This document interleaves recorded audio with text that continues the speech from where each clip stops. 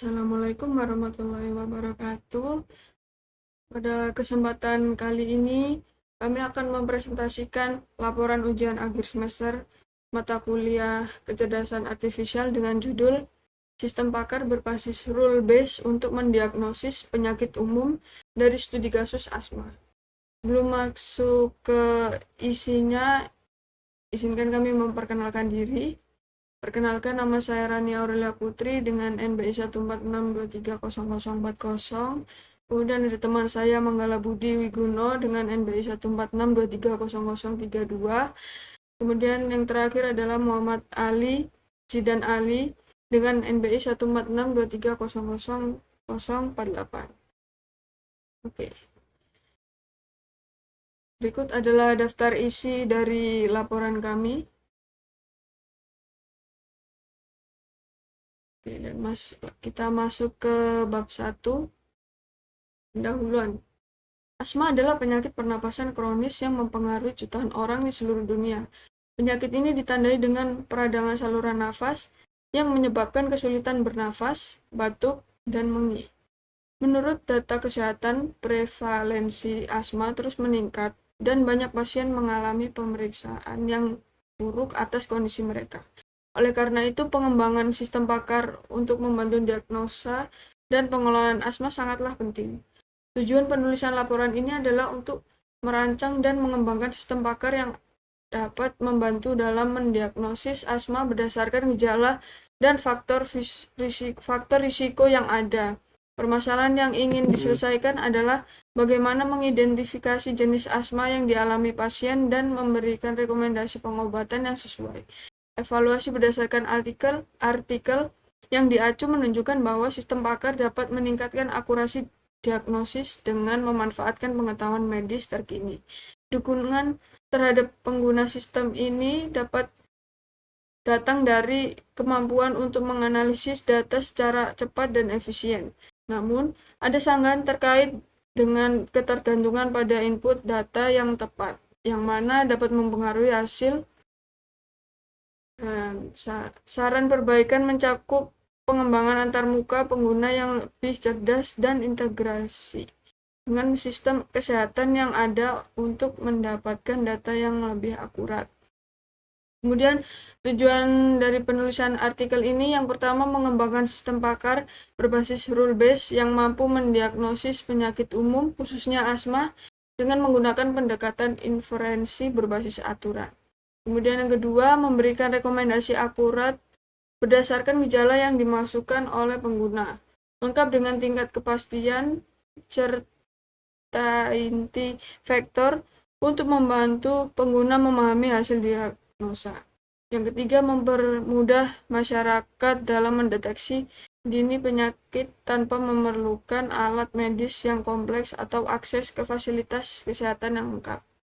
Kemudian yang terakhir, menyediakan solusi teknologi kesehatan yang mendukung efisiensi tenaga kerja medis, khususnya di wilayah dengan keterbatasan sumber daya.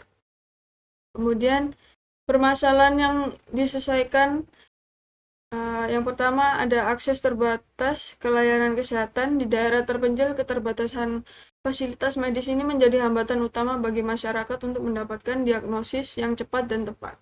Yang kedua, kurangnya pemahaman tentang gejala penyakit. Banyak individu yang tidak mengenali tanda-tanda awal penyakit yang sering kali memperburuk kondisi mereka. Yang ketiga adalah kesalahan informasi, yaitu banyak masyarakat mengandalkan informasi kesehatan dari sumber yang kurang valid sehingga beresiko memberikan langkah penanganan yang salah.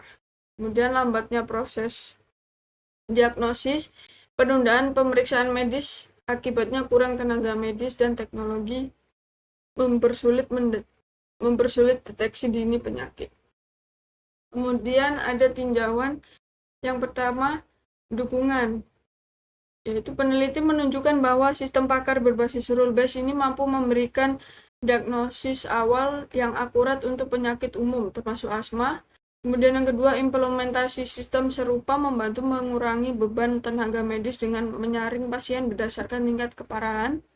Yang terakhir, teknologi ini dapat digunakan di lokasi dengan fasilitas medis terbatas. memberikan manfaat besar dalam penyaringan awal pasien.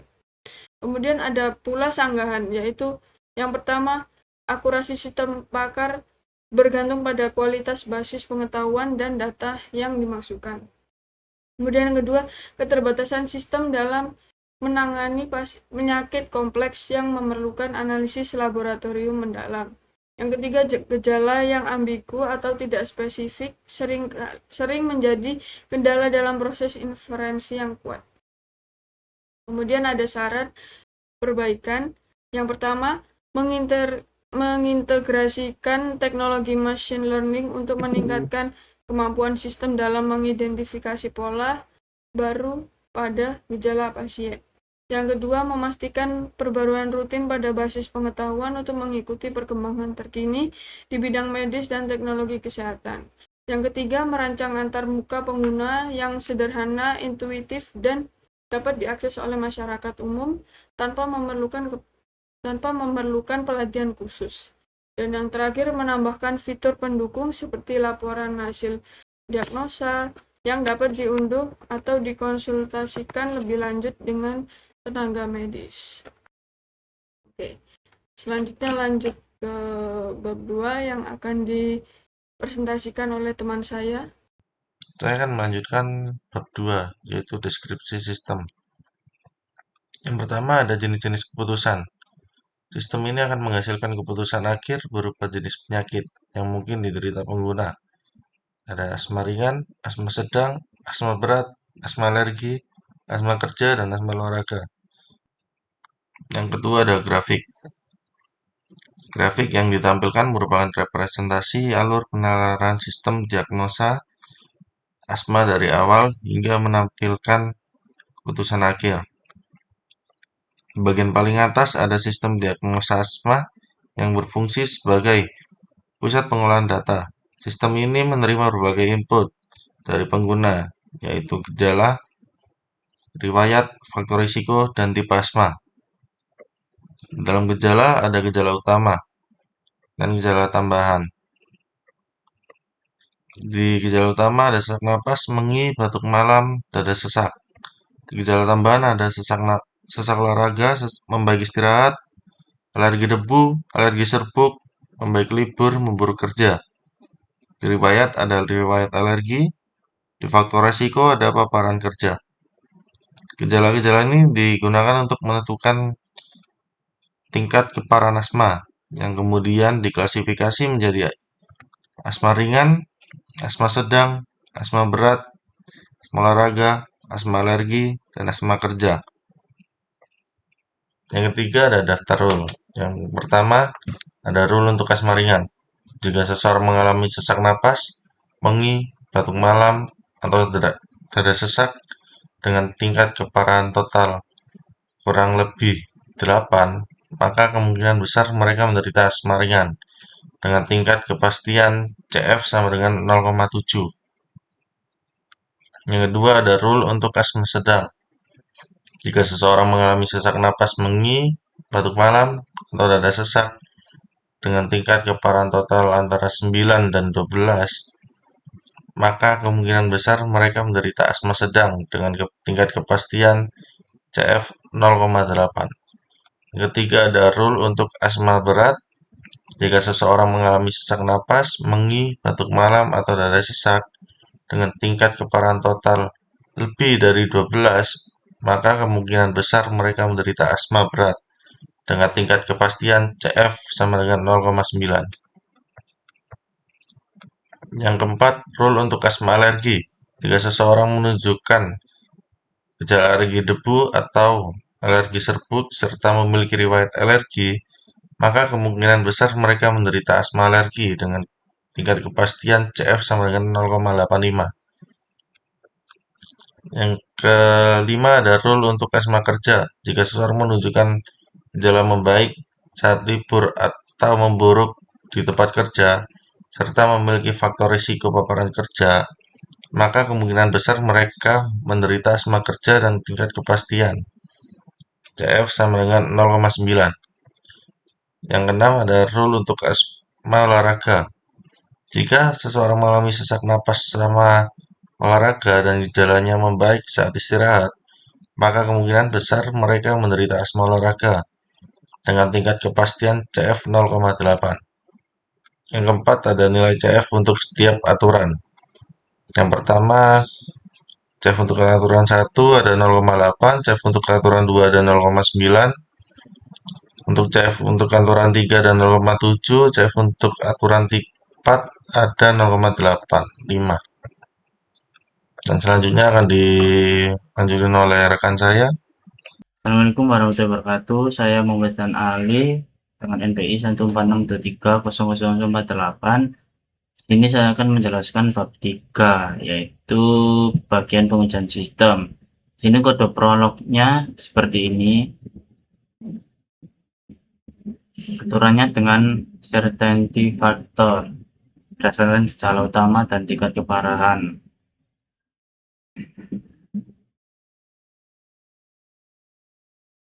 Sini setiap pertanyaan harus ada jawaban 0 sampai 4. 0 artinya di sini tidak ada, 1 artinya ringan, 2 sedang, 3 berat, 4 sangat berat. Lalu untuk proses inferensinya, step konklusi dihasilkan berdasarkan proses inferensi yang mengikuti aturan yang telah ditetapkan. Misalnya dalam kasus 1, pasien mengalami mengi dan alergi, sehingga sistem menggunakan rule 1 untuk menyimpulkan bahwa diagnosanya adalah asma alergi dengan CF 0,8. Misalkan contoh kasusnya seperti kasus pertama ini, gejalanya sesak napas dan jawabannya 2. Lalu menginya 2, batuk malam 2, dada sesak 2. Lalu keluar hasil diagnosanya asma ringan dengan nilai CF 0,7. Dan proses inferensinya, jika total keparahan gejala lebih kecil dari 8, maka diagnosanya adalah asma ringan. Sekarang kita uji seperti ini. Kasus 1, sesak napas 2, mengi 2, batuk malam 2, dada sesak 2, sisanya 0.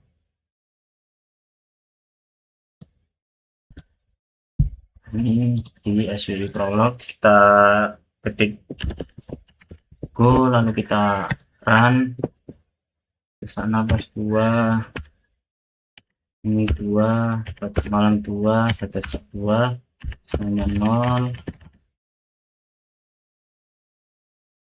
Nah, ini keluar seperti di kasus contoh kasus pertama tadi di laporan dengan kesimpulan asma ringan. Di sini juga ada rekomendasi gunakan inhaler pelega bila perlu. Jadi sekian dari saya. Assalamualaikum warahmatullahi wabarakatuh.